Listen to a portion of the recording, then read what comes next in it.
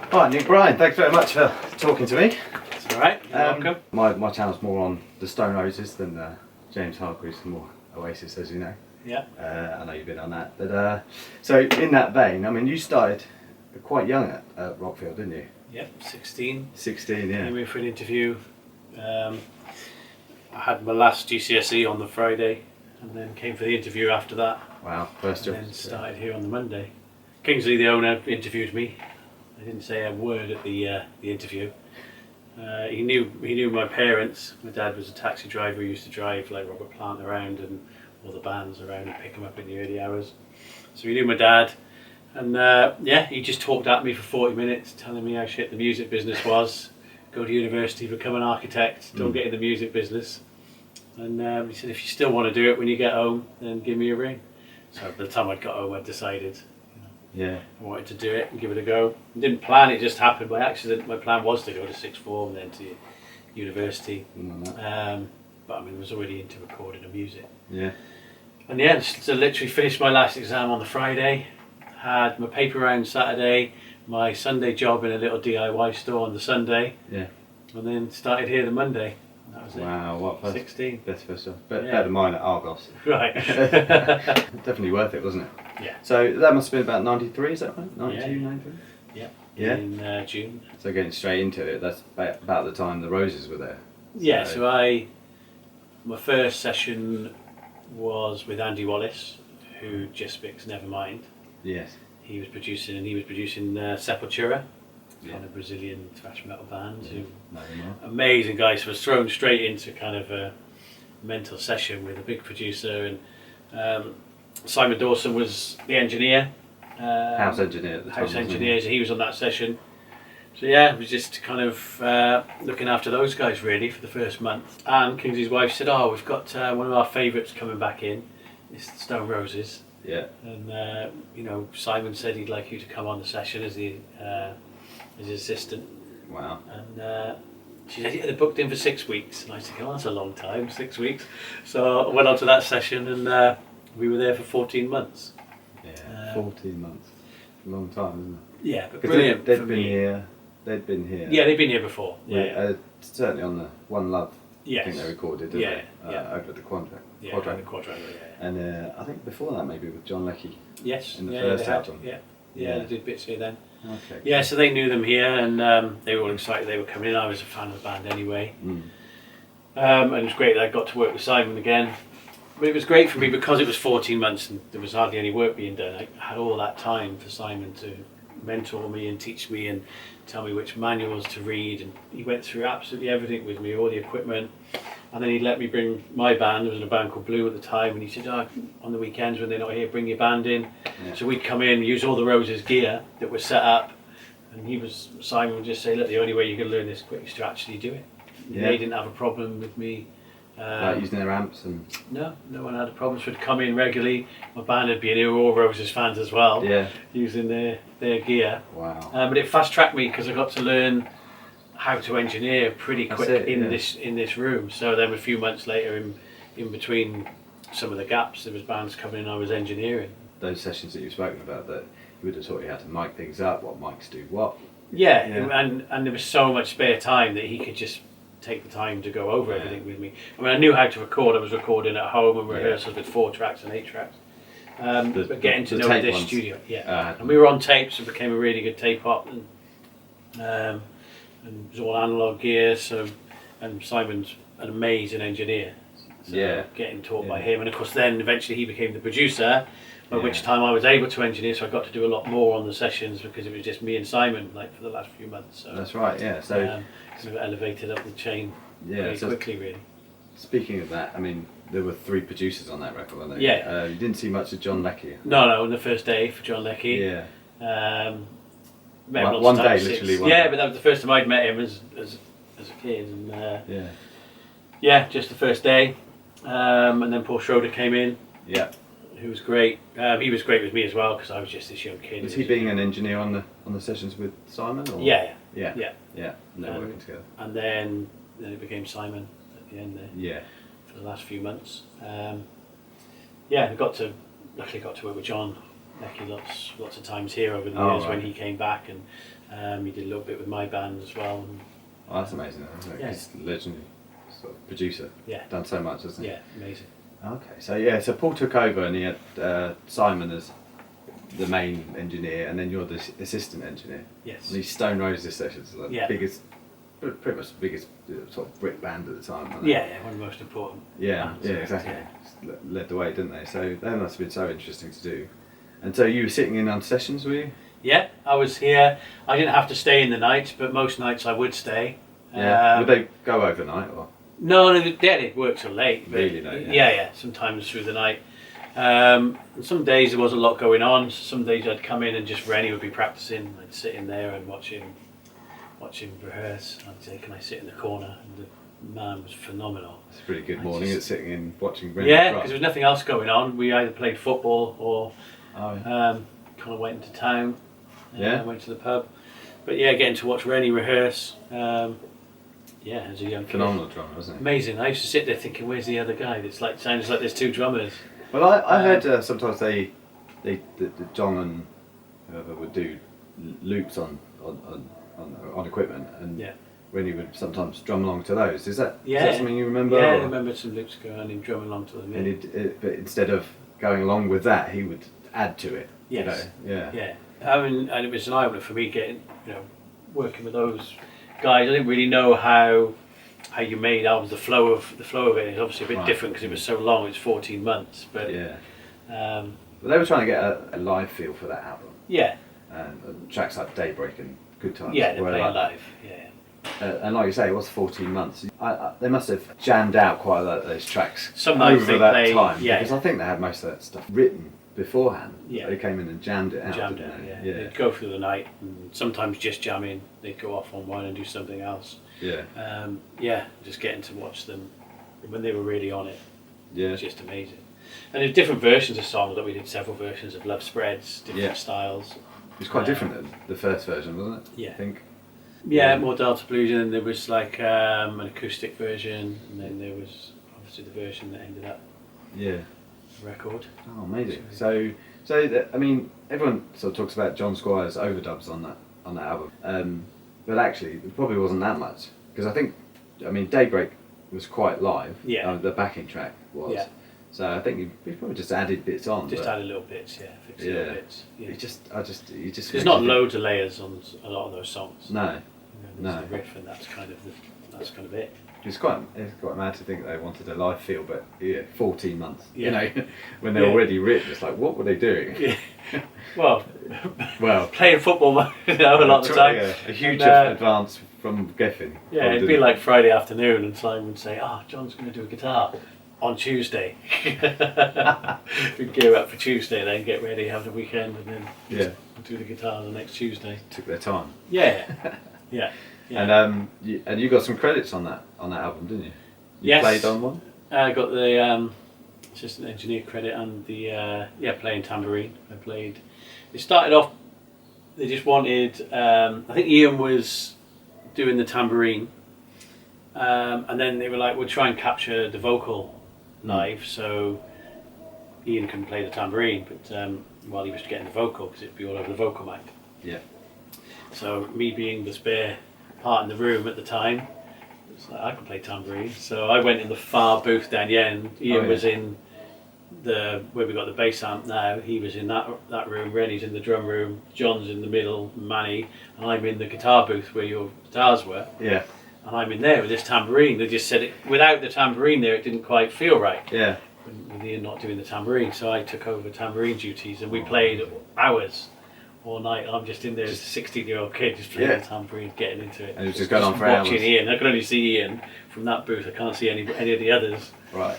Yeah, You just gotta come and through they the kept it cans. on there. And they kept it on there and said, it's it sounds it's an integral part of the Oh, groove amazing. in that song. It's a little train underneath it. So They then just jammed it out and trying to get it right Yeah. first. Like so, that's Yeah. almost live as well. You know, obviously it's overdubs. the track is but the main Yeah, track of the main- everybody is yeah. live. Yeah, and the tambourine was kept, and Wow. because they kept it, and it was a live take, and they gave me a credit for it as well. And you got. I've still got the tambourine. You've got the tambourine, Yes, haven't you? wasn't going to let that go. Yeah. My first performance on a I'd like to see on a that. record. Yeah. Yeah.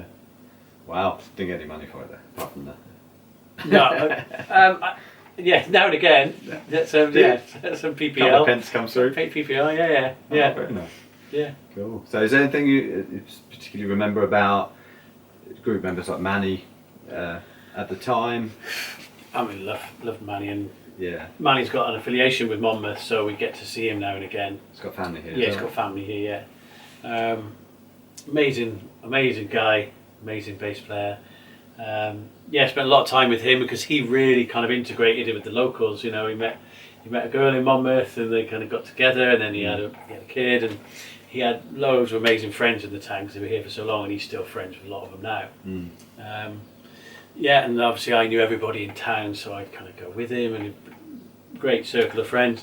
But yeah, we had some good times, you know, going down to stealing the tractor and going down to Monmouth Valley in the middle of the night to get weed off Gwigsy, because I couldn't drive, I was too young. Manny didn't drive. Yeah. You're just going along to make sure he didn't kill himself. And the one person who's gonna, so how are we gonna get there? It's like, well, Kingsley's tractor, obviously. Obviously. And who's gonna have weed? Well, Gwigsy, obviously. Obviously. Oh, that's such a good story, isn't it? Yeah, because they were down the road at the time. They used to pop up and say hello and hand cassettes over. From Mono. Yeah, I remember sitting there listening to cassettes from Oasis of like 4 or 5 tracks on there, where they were at with various versions of what became the album, different versions at the time that we were hearing. Definitely, maybe, yeah. And they'd pop up with a cassette. Oh, give it to me and give it to the boys. Ask them to have a listen. So I'd say, oh, that band from down the road had been up, because nobody knew who they were. Yeah. And then we started seeing them in town. They'd hang out outside the pub, get Manny to buy them a pint. Yeah. Because they didn't have any money. Yeah. Yeah. Because So they're big Roses fans. yeah. Obviously, aren't they? Yeah, and then they used to come up here, and then it was natural for them to come here for What's the Story then, because they'd done Monmouth Valley, but then they wanted to come in this room where the Roses had been, you know, because I was on that session. They wanted me on the What's the Story session because I'd done the Roses. And oh, is that how you got the gig? well, I'd started working with Owen anyway, but you know, they wanted to come here because of the Roses, and but they knew you from that. Yeah. Oh, that's amazing. And you spoke about Reni and his drumming and being able to sit on that just being the guy's mind-bending. just rhythm in that man's body is unbelievable. The His percussion playing, Yeah. his guitar playing, his vocals, just. Yeah, I heard a lot about his guitar. I haven't heard much of it though.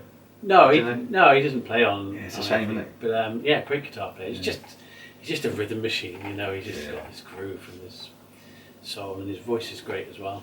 Yeah. The Yeah. Oh, harmonies. yeah. The harmonies he does. Yeah. Yeah. Absolutely. And any sort of memories of John at that time? Just very quiet, getting out of bed quite late.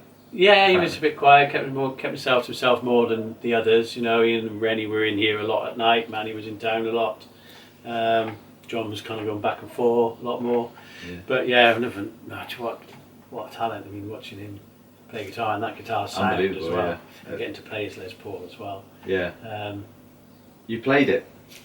yeah, he used to Oh, I'm so jealous now. he used to let us play it I there. had one. I had a Les Paul made. It was just like his, like it's a 59 spec, 59, yeah. and just to have something close to that. And it's not bad. It's pretty good, but you know, I think Les Paul's now 59 ones go for Yeah. about 300 grand now. Yeah, a lot of money. At least, yeah. Yeah, so it was an expensive So you played instrument that. in there. It's quite bumpy on the neck. I It don't wasn't. remember. Yeah, I remember. Yeah, it was. But you should take it out with him and take it everywhere with him. It stayed with him. I read a left quote in here. once, and Manny said that he goes everywhere with his guitars. He even goes to the bog with Yes, his you guitar. should take it everywhere with him. He never left it here. You know, it's an expensive instrument. Yeah, absolutely. He probably got that with his Advance from Giffen, didn't he? Yeah. He got quite a big Advance for that. Yeah, I remember when I did a session with Nigel Kennedy, and he bought his, whichever his violin it was, that's worth an absolute fortune in the millions, I think. Yeah. He never took it out with him, but he'd always tell you where he left it before he left the studio. Right. Like a similar thing with John's guitar. Where's John's guitar? Has he taken it? You don't want to be anywhere near it. Yeah. And yeah, it's like Nigel's violin. So when you're playing it, you're like, I hope John doesn't come back in. Like, Yeah, no, I asked if I could have a go, and he said yeah. he said yeah. Yeah. Oh, okay, Yeah. that's good. Yeah. Yeah. Well, my band wouldn't be using that. We'd use our own guitars when we No, came in, but yeah. the amps and the drums and everything we'd be using. Even to have a quick strum on that guitar would be Yeah. amazing. Yeah. Yeah. I'm so jealous of you. It's not fair. But amazing to be, you know, Yeah. that was my kind of introduction to Rockfield and the music business. Yeah. You know, quite an unconventional session in On- terms of length, how they work, the Yeah. workflow. But because of who it was, you know, and And there was a major label involved. Obviously, Geffen were flying in, so we got to meet Geffen people and kind of make some contacts in that world as well. Yeah, and they were pressuring the band at the time as well, weren't they? Right. For a bit of. Yeah, but when they flew in, the band would just go home, and then these execs would arrive, and they'd go, where's everybody? And that's so typically Roses. Have we got any tapes? No, we've got no tapes. Can't play you anything. Can't play you anything. They've all gone home, and then oh my word, they'd go back empty-handed, not knowing what was going on, where we were at. And did that? Because obviously you spoke about Paul and then Simon taking over. Did that kind of pressure having anything to, you know, on Paul? I mean, he had a side project to go to. Is that right? Yeah, I think so. He had other commitments. Obviously, the session was 6 weeks long originally, and then when it went on, I think over a year, and he's kind of pushing it, you know, all his other work back and stuff. But I wasn't really privy to any of those kind of you know, conversations. But I remember he had other things that he, you know, should have been doing. And Simon took over. At the time, and he seemed, you know, with the story of it in the press, it seems like he took it over and sort of tied it up. Did he do more than that? It was more than that, wasn't it? I think they re-recorded some stuff under. Yes, Simon. And Simon, we did some stuff. We did some of the tracks.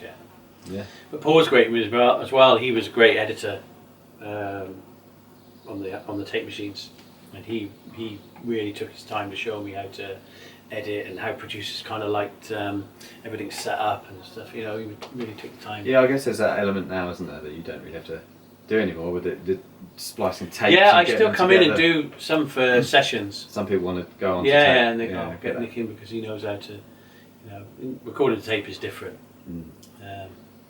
Don't do many albums just to tape now. I have done a couple recently, which are only to tape, and it is a different way of recording. But I love the sound of tape.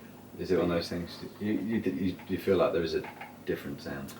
Yeah, but also a different way of working then, because you've got to commit, and you can't have loads of tracks, and you can't just do loads of takes because you haven't got that many reels of tape now because it's so expensive. So it's a different mindset, trying to capture everything live, trying to make sure you get the track count down. You have to think a lot more about what's going to go on the track and the big picture, really. And there's no safety net, there's no Apple S, you know, and you can't just keep every take. You have to make decisions of whether you're going to go over something. Yeah. Are we going to wipe this? And technically how you record to it, how much you drive the tape, and your levels and frequencies and what tracks things go on. You have to think about all those things, which you don't have to worry about any of that, obviously. Get as many as you like. Digital stuff. Right? And you were saying earlier that they recorded in there. I thought it was the quadrangle for some reason. I think James told me it was that. So no, it was in here. But it was in 14 months in here. And another thing I read about, heard that a lot of the sound of that album is going through the Neve disc, which it was a different one. This is a replacement disc. Yeah, it was a VR. The VR that went to Confetti in Nottingham in the end. Oh, okay. Because this place had the world's first VR desk. And that was what was in here then. Going to channel 160, the compressors. Yeah, the 160s. Sound was an into. Yeah, the 160s were in use. The 1176s were in use. Would it be the same? The same ones, The smart compressor, the prototype one that we've got was in here then. That was in use. Some of the old pre's, and it was to two 24-track tape machines, so we were 48 tracks. So there was, we'd make a slave reel, and we'd only work on one machine. But towards the end, you'd have both machines going synced up. But pretty much all the same gear, same mics. Yeah, I know the Oasis boys sort of filled up their tracks to try and get that wall of sound stuff. Yeah. Do you sort of know about whether the Roses did? You tried to use up the tracks? Probably not. It sounds a bit more not open, to the same extent as Oasis did. That was the thing, you know. When we went to Be Here Now, we went to digital tape machines because you could get 48 tracks on each machine. Yeah. So when we put two machines together, we could get 96 tracks. It was like, well, 48's not going to be enough, so we went with digital tape. Yeah. I didn't really like the digital tape. We used to get a lot of glitches and oh really? It was a bit fiddly. Yeah, I didn't like those Sony machines. But the decision to use that was because we weren't on Pro Tools then. It wasn't endless tracks, but you could get two machines synced up and get 96 tracks. It was like, that's what we need for Be Here Now, because the 48 got used up pretty quick on What's the Story, even though it's kind of stripped back a bit more. Yeah. But yeah, I remember with the Roses, it being a conscious, never conscious decision to fill all the tracks. Yeah. I think it's a bit of a misconception, that John sat there for hours under under the influence of something, just noodling forever, and it's actually not true, No. is it? And that's I always found it's quite a thought out, well done album. Yeah, it is. With loads of tracks on it that are massively underrated. And they had a big budget, and the plan was to spend the budget. Yeah. That's how long it took to spend the budget. Yeah, 40 months. It didn't take 40 months to record the album. No, that's what I was thinking. It took that long to spend the budget. Yeah, and then mixing as well, that was done in Metropolis.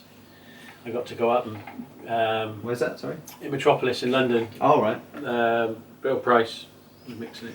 So I got to go up to London then, which was great as a kid, and sitting on the mixing process. So you had the mixing? Yeah. Oh, wow. Yeah. Did they do much to it, I mean, it's got a live sound, that album, Yeah. and you can really hear all the room mics that were up, and these were really well recorded by Paul and Simon anyway. Getting level. But fresh ears, everyone else had been working on it a long time. Obviously, Bill's experienced mixer, lovely guy as well. Yeah. I think he did a great job. Yeah, I think they Roses originally asked Simon if he was interested in it, and he's like, I've listened to this for so long. Yeah, He it's better to get someone else in. Absolutely, yeah. Yeah. I'd say my channel's quite involved with guitar and teaching Moses tunes at the minute, so Yeah. I'm quite interested in that side. But actually, because I've tried to glean all this information from magazines and stuff, and you get this idea that the guitar sounds really difficult to get, and it must be something really complex. But actually, I think John's setup was his Fender Twin, hot rodded. Yeah, hot rod Fender Twin. Yeah. I think the mics would be SM57. 57 and the 421. And the 421. Simon liked to use the 421. I like to use the 421s on guitars as well. Yeah, they sound good, don't they? Yeah. And Pretty simple, really. just going straight into his. Straight. I think he had an Echoplex. Yeah. But then straight into his Les Paul, and that was it, wasn't it? Yeah. Talents and Yeah. tones in the fingers. In the fingers. Yeah. Yeah. The playing. It took me years and a lot of money to realise. Yeah. Great It was guitar. just His John. amp sounded great. Yeah. Everything was set up really nice as well. The techs did a really good job. Yeah. And then as short a signal path as possible in here. Yeah. And Manny, would he come up with those bass parts himself? Yeah. Because another misconception, I had this idea that John would teach him stuff, because he was quite. Not he wasn't like- as good in the beginning, and by second coming, he was amazing bass player. Yeah. Like we were talking the other day, weren't we, about the 10-story love song. I know, Bass- the bass bass line line. is Amazing. amazing. Yeah, And it's a it- machine, and I used to sit here and watch the bass line develop as he was going. Obviously, he'd be working on stuff Yeah. up in his room, whatever, ready for when he was coming to do the bass. But the tracks were changing a lot, and just his ability to develop that bass line as it goes through the track as well. Yeah. And his playing was always tight. When he was playing along to Reni, Yeah. them two together. And he had a bass line, I think, ended up being "Can't See Me" by Ian Brown. Yeah. Which was the Breaking Into Heaven original Yeah. bass line. Yeah. So then that wrapped up, and they just went off, and then it was. I guess it wouldn't have. Came back for rehearsals for the tour to Monmouth Valley. All right. To pop down there then when they were doing the tour. So you helped out with that as well. Well, I just went in to see him, sat in on some of the rehearsals. Yeah. Yeah. Amazing. And then Reni was not there after a little while. Oh yeah. Yeah. Do you remember there being that friction between them? I didn't really see any of that when I was going. I was so engrossed in how it was all working, and like this. Yeah. I was a sponge taking it all in about how people did things, and. Yeah. Maybe it wasn't as obvious as the Oasis fight.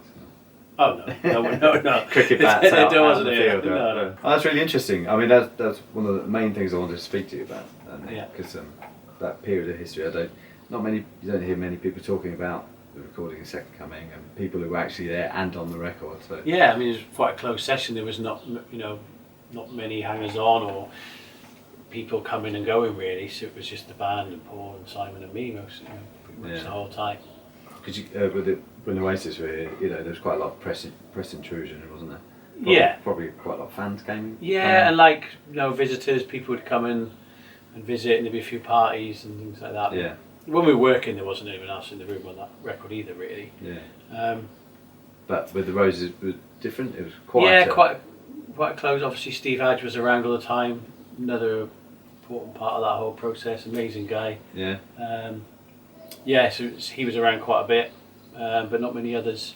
But I was just learning. I was just taking it all in. I mean, I just came along at the right time. Yeah. You know, this studio became, after that album, Yeah. Britpop was born.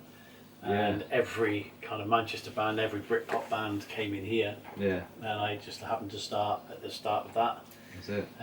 In the right studio at the right time, really. And with 14 months with a band, yeah, you've got a bit of time to make some mistakes and not cop it too much. Yeah, because before I came, I think it had taken a bit of there'd been a lull and there hadn't been many kind of big bands here, and the place was kind of not very busy. And then, the Roses coming back for that length of time really helped them out, and just the interest in this place again, and then the bands who followed, and then once Oasis had come and had that success, and then everybody wanted to come in, every Britpop band. So I got to do all those bands. Yeah. And sit in, Ash, and do loads we did 97%. Yeah. So loads and loads of great bands then, Yeah. and all the other great Britpop bands that came here as well. Who list weren't them all out there. yeah, there's just tons. Yeah. So I got to do all of that, and came Amazing along time. at the right time. And I was young, but learned your trade. it was the right year to start. Really, at 93 was the right year to start. Yeah. And now you're living in Spain. I'm living in Spain, yeah. Hence the tan. Hence the tan. I've got the book And coming out, which is obviously Flip Flops. The book is called From Britpop to Flip Flop. Yep. You've got some good stories I in there. love wearing my flip flops in the studio, and obviously in Spain, I'm wearing flip flops all the time, and always wanted to move to Spain. And I started as I said, in the period of Britpop starting. And now I'm lucky to have a couple of studios in Spain and living over there, and still working out of Rockfield because it's still the best studio in the world. And studio nearby as well, haven't you? Yeah, we've got Leaders Vale, which is about half an hour from Rockfield here. So quite often I'm doing like the band here, then we go up to mine for overdubs because it helps keep the budgets down for bands. If you're just working with just the singer, you don't really need 9 bedrooms and massive live rooms. We just need, and it's a good studio anyway. It's, the equipment there is brilliant. We've got a nice live room. It's only half an hour up the road, and quite it's intimate. Yeah, nice, yeah. So we can do all the overdubs and editing there, and I usually do my mixing in the studio in Spain. Again, it keeps the costs down. Yeah, and that's just me by myself and the mastering as well over there. But it's great, and sit there in my flip flops. Lovely. So you're working on your book? Nearly there, nearly finished. Yeah. Nearly finished. There'll be a lot of good stories in that, I'm sure. Yeah, I mean, it's stories, and it's a kind of insight into studio life, band life. Obviously there's plenty of tabloid kind of fodder in there as well because of who's involved in some of the stories. Yeah. But it's that, fly on the wall. That person. I'm in the room taking it all in. Usually the most sober. Usually the most. Yeah, anyone who can remember a lot of it. Yeah, and then there from start to finish on a lot of great albums, working with a lot of great artists, but also a lot of bands who maybe didn't make it big and but some amazing stories from them. That's right. That are just funny stories. Yeah. And then there's a technical aspect to it as well, and there's some just great moments that I've kind of just documented from my 30 years in the business, really. I kind of started writing it, something to leave the kids, and thinking about all the bands saying to me, you tell all these stories, you should really write these down. And then, when lockdown happened, you get a bit of extra time, and you start thinking I should start writing these down, really. I'm sure there's loads of people going to be pouring over those stories. It's going to be... Yeah, I mean, there obviously will be that interest. It was never set out to, as something to kind of release a book and sell loads of copies or anything. It was just a diary of my 30 years, and thinking, this is a good point to kind of where I've come from and where I am now, and people should hear these stories, really. Yeah, definitely. I've heard a few of them. Yeah, they're brilliant. And there's lots of different aspects in there, and my dog features quite heavily in it. It's Kelly Dalglish, who's not with us anymore, unfortunately. Kelly Dalglish, yeah. That's brilliant. And his story, I think his would be the most popular in the book, to be honest. Yeah. He's got a chapter that's just outrageous. So. Are you gonna have to keep your head down for some of those stories as well? Yeah, I'm probably upset a few people back along the way. But I'm not dishing any dirt on people, really. It's just kind of, there's a few things that people maybe thought happened differently, and then I'm kind of talking about this is actually how it happened, this is why, and this is why this happened the way it is, and but it's if anyone comes back at you, it's like, well, that's what happened.